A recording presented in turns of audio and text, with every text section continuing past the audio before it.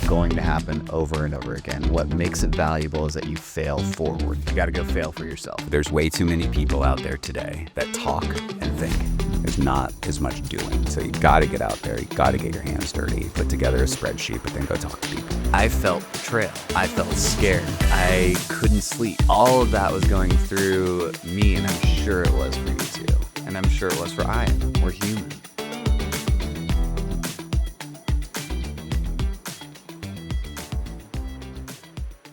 Okay, so last week we had a conversation about 9 days before we open, largest payer in the community, boom, puts a pause on providers.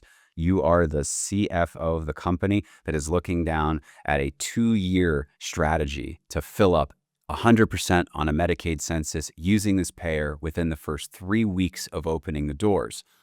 What kind of opportunities come out of news like that for you? Positioning this as opportunities is interesting because our human reaction is to be upset, to be frustrated, to fight. That's what we talked about last week. Right.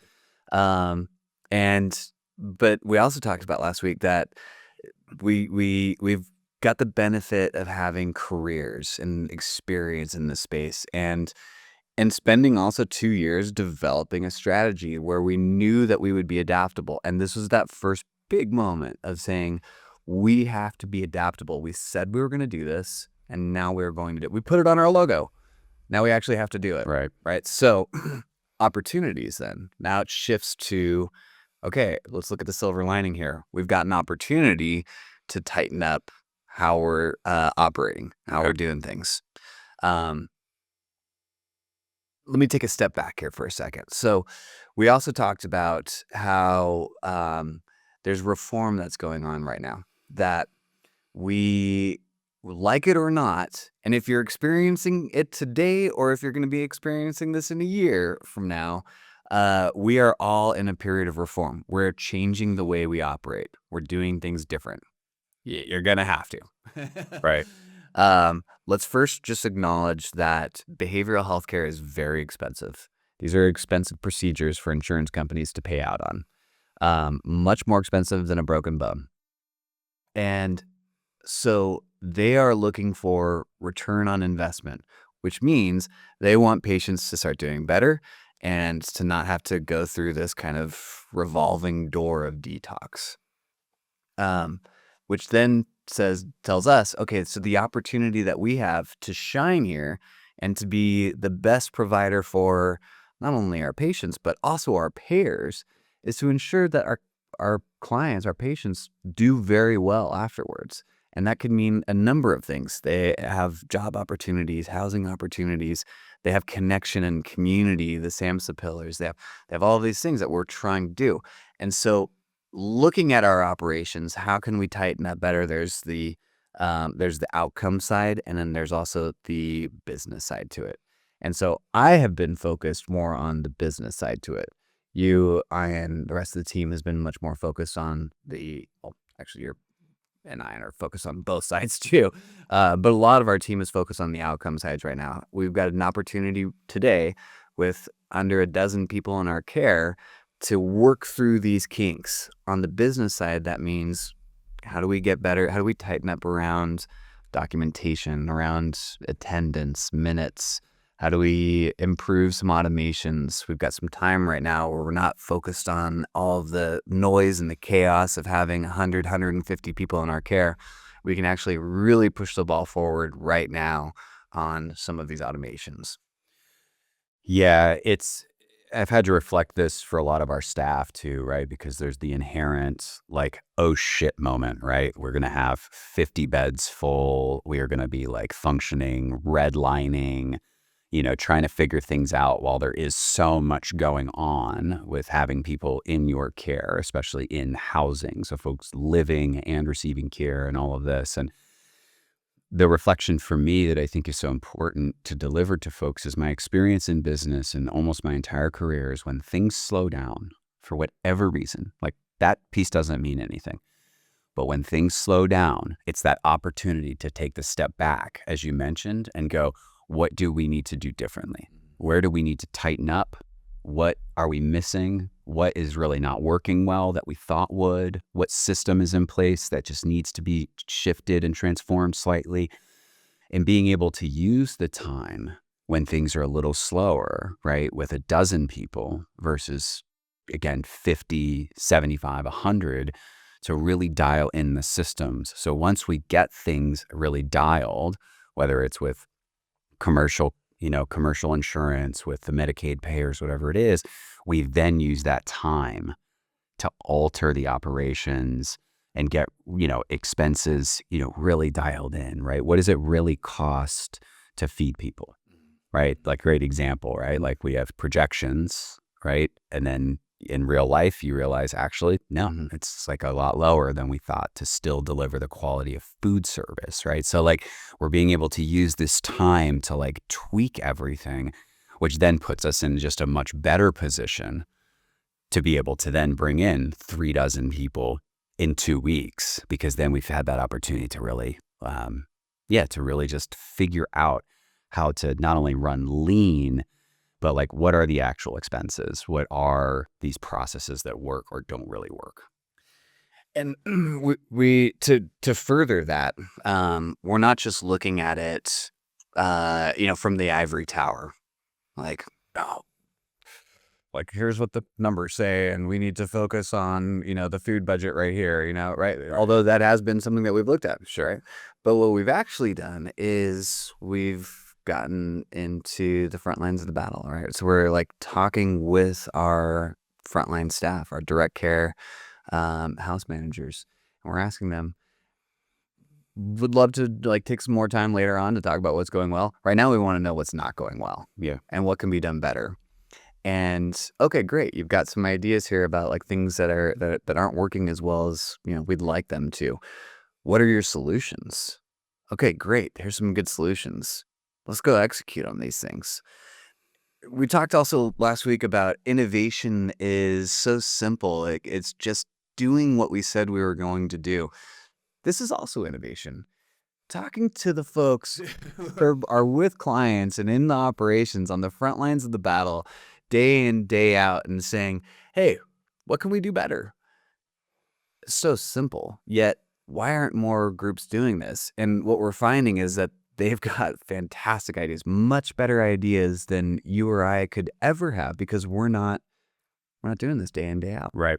Yeah. And and then we take it a step further, right? That last night we're literally, right. We went to, our dozen clients, and we said, hey, like, we're going to have dinner, and like, what do you guys want for dinner? And, oh, we want steaks. Like, of course, right? Like, we want steaks. Great. So like, we buy them a bunch of steaks, and go over and we barbecue. Right. And then like, a few of us, right, at the executive level are just sitting, sharing a meal, having open dialogue with the clients, right? What has the experience been, right, for you, right? And the same thing I said, at the table I was sitting at, like, I don't really want to hear the great things. I've asked you guys those before. I've asked you how the beds are and how the food is and tell me the intricacies, right? And what you're seeing, right? That you would like to be able to communicate to the CEO, the CFO, right? Of like, what would you want to see different here? And I think when you have that feedback loop where somebody actually feels like what they're going to say is meaningful, you don't get a bunch of like the bullshit complaining. Like, I can hear other providers now, like, oh, like, clients just complain about everything. They just complain about, the food, and they just complain about the beds, and they complain about this, and they complain about that. Versus like, the dialogue I experienced last night was extremely grounded, saying, hey, like, this is an experience I'm having that really like should be different. And it was like, wow. And then for the leaders like us to then go have some conversations with the directors, with the folks that are running those processes and those systems, and saying, hey, here's some feedback I received. And then being able to go back to the clients and say, hey, we heard you, and here's what we're doing. And I'm really clear. I said, like, you guys might have all the ideas in the world. We're not going to do them all. But this is extremely helpful, and more impactful is that I'm going to come back to you and I'm going to tell you why we've decided not to do it. Right. Which then brings up that sense of agency that we talk about so often with clients, with our staff, is that opportunity to say, I have a voice here and it's meaningful. But at the end of the day, I have to close the feedback loop. I have to be able to come back and say, we heard from a staff member that you would like this to be different. Here's why we're not going to do that. Right. And not just, again, like, well, I just send the feedback somewhere and then I never hear anything. That then does not promote agency in any way, because people feel like I still don't have a voice. I said something and I didn't even get an explanation for why we're not doing it. So it's just that opportunity again. Things have slowed down. We can go do that with 12 people. It's a little tougher to do like a steak barbecue with 100 people. We will still do it, but it's a little harder to do 6 weeks in, right? So yeah, I think that feedback loop of not being in the ivory tower, of not being so siloed as the executives, but really being down in, having lunch with the clients, being really present and asking for that feedback. What my experience is that there was a lot of willingness, and it wasn't complaining oriented. It was just like, here's a factual experience that I've had while I've been here that I think should be different. Like, wow. Right. And last night we heard from several of our clients say, I have been to X amount of treatment programs, jails, behavioral modification, at all of these things, homeless shelters, at all of this stuff. I've been to dozens of them. Never once have the owners and the executives come out to dinner with us and sat down and hung out and talked and just been like normal human beings with us. I was saying this morning to Sasha, it's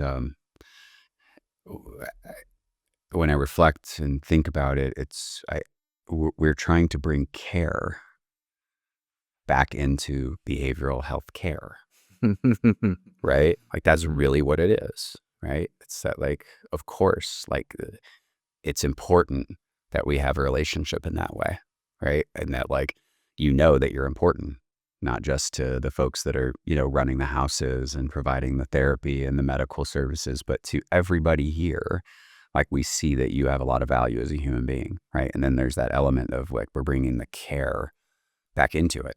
And that would be harder, again, if we had 14 full apartments, 2 full houses, an entire continuum running, outpatient continuum running. It would be a lot harder to do that, if we were running full within 6 weeks. So then it goes back to, as a business owner, as an executive, as a leader, whatever your role is in a company, when things slow down, that opportunity to take advantage. So instead of getting stuck in like, well, actually, all I need to be doing is more marketing. It's more sales. It's more this. Yes. And, right, it gives us the opportunity to, like, get down to that level with our staff, with our clients, and really figure out what needs to be tweaked and fixed to take the next step in the journey up. It can come off, I think, like if you're listening to this, having no experience, not really knowing you or me or Ian, it could come off as like, wow, it's just a great rosy, kind of glass half full, like painting the, picture the way you want it to of Ava Health. Like, this is actually what we're doing, though. This really is. We are actually looking at the silver lining here and saying, this sucks, man. We're in a rough position right now. And working through the human emotional response to that, and then and having a lot of dialogue with each other of like, dude, like, you are crushing it, man. Like, you're doing great. Like, this was not your fault. Like, you didn't do anything wrong. The system betrayed you, man. Like, I'm so sorry this happened to you, and I love you, and like, you're killing it. And let's like take the next step and like do something to make the best out of this. And we've had those discussions. And so it's not just like coming onto a podcast to try to paint the silver lining view of how, like, this is actually what we're doing. Yeah, and a conversation that we also had yesterday is around like how staff then experience us in dealing with this as leaders, right? And as we've made some progress on our situation with a payer, and it's the first like little ray of hope that we've had, and all of this, and who leads all of our billing and utilization review and contracting and all of this, right, reaches out to me and then reaches out to you and says like, I'm blown away that I didn't get blamed Yeah. for this situation. And I have goosebumps because I think there's not a moment where any of us said like, this is somebody's fault. Back to like, how do you work within a system, right? And there's so many interconnected things and we're paying attention to, and that requires a lot of creative thought and a lot of people really working on creating movement. And you think about like the cultural impact of somebody feeling safe and going, all right, like we've done what we said we were going to do. Now, how do we continue to do that at scale, right? How do we continue to have all the accountability flow all the way up to us, right? And to own that shit. But then how do we promote accountability with every single person here, but doing it in a framework of team, And like, that was just like this aha moment where I was so caught off guard. I was like, why would I have blamed you? This didn't have to do with the way you wrote the contract. This didn't have to do with the way you wrote the billing went out. It didn't have to do with the way the single case agreements were written. It didn't have to do with how the appeals were written. It didn't have to do with the doc to docs. It has to do with all of us coming together. And so you talk about like, we're building the plane as we're flying it, and like, that's just a really, and I believe you said something to the effect, which is so interesting because you and I are so strategic and big thinking, but like that we needed the smaller plane right now. And we didn't need like the Dreamliner plane. Like right now, the moment is that we needed that. So how do you reflect on like, again, we're trying to do big things and scale and growth and impact and right, all of this. And then realizing that we needed to like be in like the little Cessna right now and not like building the 777 as we're flying it. Yeah. And I'll tell you exactly what's coming to mind right now is when you are administering a large system, you start to think of like doing little things like surveying your staff and find out what we could be doing better, or getting to know that you need a strategy. You need to bring in the consultant who's going to develop a survey, and then you got to go hire, the IT company that's going to go deploy it, and and then the board that's going to no. You just need to get out there and do it. You just need to go out there and have those conversations. Be a fucking human being. That's all you got to do. And having this moment of being in a small plane, in a Cessna and not a Dreamliner, is bringing that to the surface that in our past lives and operating these businesses, and also in observing and working for and consulting these large systems of care, that there's an element of the Cessna that's beautiful. And that element is its adaptability and its nimbleness and its ability for like executives to just get in the weeds and just be human with the staff and with the clients. And I can tell you, like, I think our experience of these last couple of months of feeling betrayed, of not having the payer revenues, of all these last few weeks, I know 100% have shown us that we will never stop doing that. Right. Weird blessing. Well, it is. And you used half full versus half empty metaphor earlier. And in many ways, it is our job. And I'm not sure how we could create this huge vision that has so much beauty and so much impact and all of this if we didn't continue to orient back to glass half full, right? Now we say half full, right? So of course we're taking into account that there's half of that missing, but our ability to come back and say, yeah, what do we need to do? And we had, a colleague of ours yesterday from down south asked me, what's the health of Ava Health right now, right? And I hadn't even really thought about it, even though I'm in the numbers, right? Every week, you're obviously in the numbers all the time. And I said, like, we're 8 weeks in. where we expected within month 1 to be completely full at every level of care with wait lists. We would have basically been profitable month 1 of opening our doors. And today, 8 weeks in, without the major contract, with having to shift an entire 2-year marketing and sales strategy, on a dime and stopping this massive, speeding train in a different direction, we have 3.5 months of cash in the bank today. We've not leveraged a single asset. We've not accessed debt, right? Like, whoa. Like, now that steps back to, of course, planning for these moments, right? So I've said this before, and we haven't talked about it in a while, but like from a business strategy perspective, it's always trying to think and plan for the next COVID, for the next payer contract that goes away, for the next large, which you should never do, but 40% of your referrals come from one place. And what if they get mad at you and then that disappears, right? Like constantly thinking like worst case scenario while still being really optimistic about it. But in that case, still being prepared to go, if everything were to go to shit, we're going to be okay because we're going to have runway and we're going to have the ability to adapt and fix what we need to in those moments without the fear that the business goes away.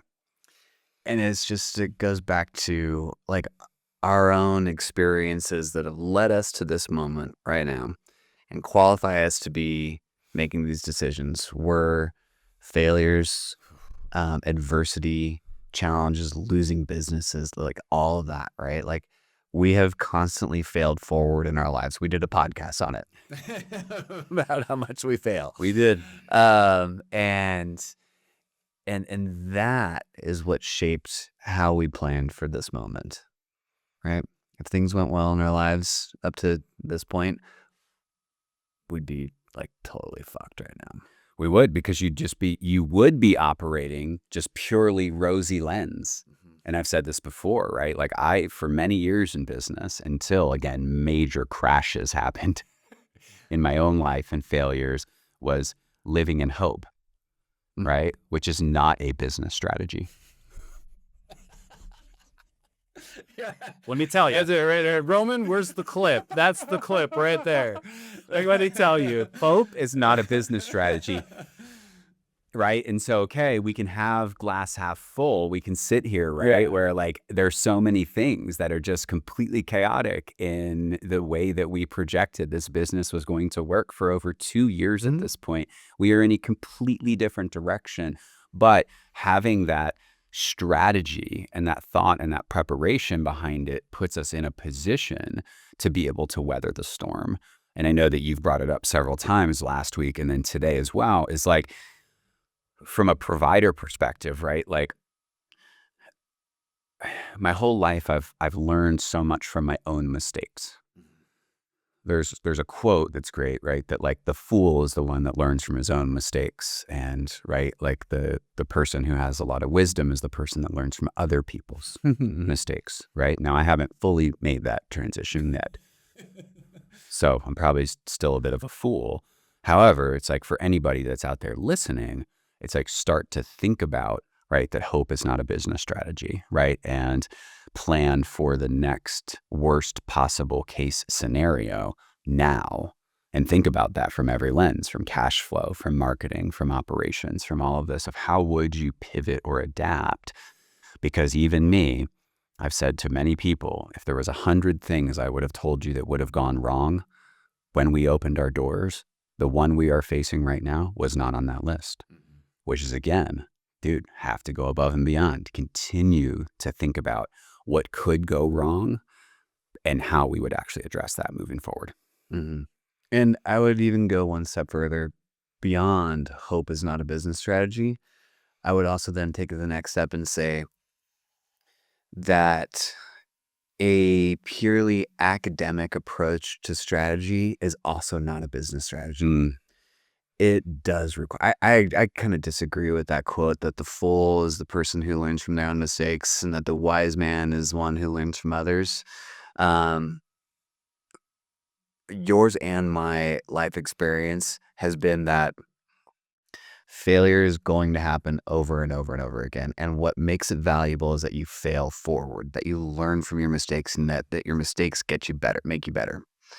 Um, and so I would say that that strategy cannot just be built on an Excel spreadsheet based on the books and the lectures and the podcasts and all that. You just got to get out there and you got to do it. You got to go fail for yourself. That's right. Yeah, thinking about shit is thinking about shit, right? Like, there's way too many people out there today that talk and think.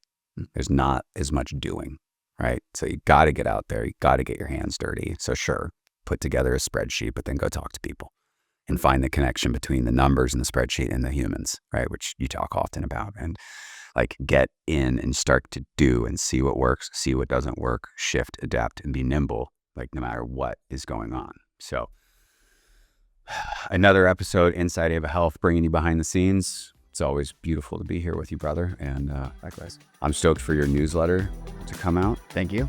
And for us to start bringing more and more content that is using the data, what we're seeing, how we're interpreting, what's happening, what decisions we're making, and the implications of those decisions across the business. Hopefully it's just a helpful framework to continue to have people start to really think about how they can use these very practical tools within their business. So Absolutely. keep going. Yeah, we want everyone to be providing care.